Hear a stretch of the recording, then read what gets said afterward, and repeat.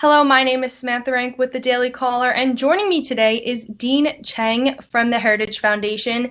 Dean, you are a senior research fellow in the Asian Studies Center at the Heritage Foundation. Thanks for joining me. Thank you for having me. There's been a lot going on in Hong Kong recently. Just last week, the National People's Congress approved the controversial security law with nearly unanimous support, almost 3,000 votes to one. What's next for the people of Hong Kong in relation to this controversial law? Well, the specifics of the law actually haven't been determined yet. So what has been passed is a resolution which basically says we're going to pass now, where we are going to write a law that allows the People's Republic of China to directly intervene in the affairs of Hong Kong. This, of course, violates the joint Sino-UK agreement from 1984, the Basic Law, which is the Constitution of Hong Kong, and the whole concept of one country, two systems.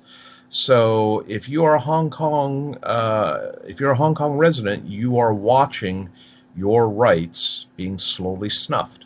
How will this shape the Hong Kong that the West knows? It's funny you should ask that because my wife and I honeymooned in Hong Kong. Oh, The Hong Kong that we saw in 2002 had been handed over 5 years previously, but was still vibrant, was still, you felt like you were part of the West. You felt like, there was a rule of law, that the police were not corrupt, that if you had any problems, you could go to the courts and expect a fair shake. Every one of these aspects has been under pressure, even before the recent National People's Congress decision, but now that's going to accelerate.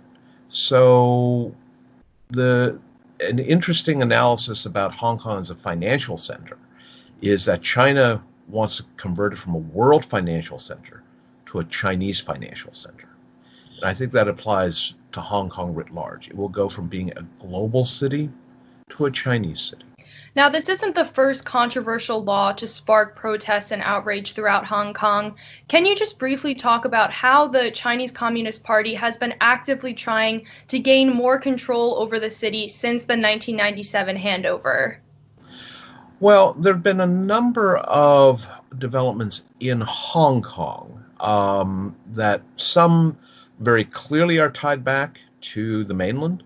One of the best examples of this is the Causeway Bay bookseller case, where a number of booksellers who were selling books that were perfectly legal in Hong Kong, but were illegal in China. They typically had salacious and gossipy stories about the Chinese leadership.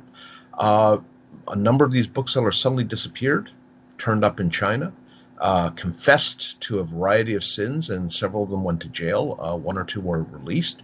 Among those who were released was one who had dual citizenship in Hong Kong and Sweden, was riding with Swedish diplomats a couple of years later to go get medical care, and was taken from his compartment with Swedish diplomats present by plainclothes Chinese police. So this is one example. The biggest thing was before this was probably 2014, when the Chinese basically said, under the Basic Law, Hong Kong citizens would be granted suffrage, would be allowed to vote for who would be their chief executive. And the Chinese government said, that's great, but we will determine who the candidates can be, because that part wasn't specified in the Basic Law. As you can imagine, free people don't really see the right to vote for a stable of previously handpicked candidates as actually reflecting democracy. And that was the 2014 Umbrella War Occupy Central protest. Very peaceful, very orderly. At the end of the day, there weren't too many arrests, there wasn't much destruction, but it seems like each side took the wrong lesson. And in particular, Beijing's lesson from this seemed to be, we will get our way. And if that means that we have to use more pressure, we can do that.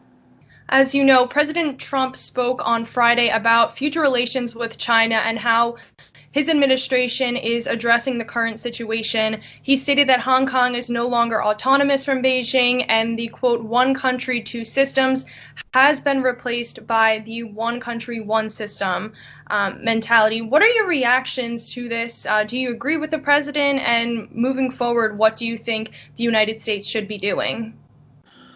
Well, I think President Trump was quite correct. The Chinese themselves, the National People's Congress, after the umbrella movement back in 2014, issued a white paper that said one country, two systems needs to be understood that it's not two equal systems, that one system is clearly superior, and that's not Hong Kong's.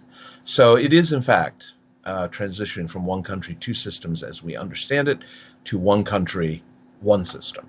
So I think the president was quite correct to observe this and to then make it very clear to the world that this is a violation of Chinese international commitments. Is this the right set of actions? The problem is that any set of sanctions, any set of measures is going to have disproportionate effects on poorer people. It is going to be very hard to affect China, 1.3 billion people, fairly insulated. But it is a necessary step because it is necessary to point out to China, you cannot sign international agreements and then simply treat